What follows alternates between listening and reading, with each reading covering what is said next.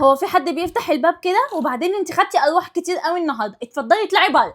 يا بابا انا عايزه اروح يا بابا عشان خاطر. أروحة واحدة؟ ده أنا هديكي 90 أرواحة، تعالي.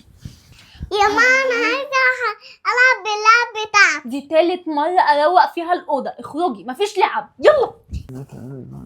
يا بابا ينفع اطلع اللعب العب معاك شويه عشان خاطري عشان خاطري. انت عشان خاطري دي هي اللي بتدوخني، تعالي. بقى تعالي عشان انت تعبتيني قوي، لازم تنامي عشان في حضانه بكره الصبح. ينفع يا ماما مش هروح الحضانه؟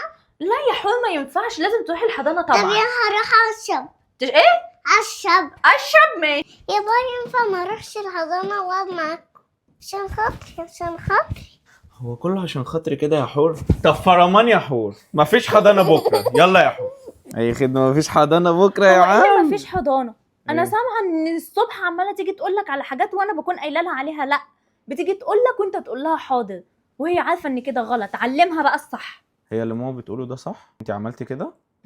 انا عارفه يا بابا هو ده غلط مش هعمله تاني.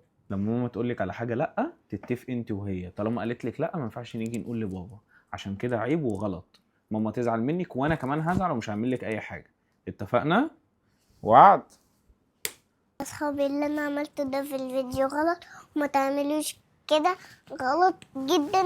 نسمع كلام بابا وماما وتيتا وعمته وكله.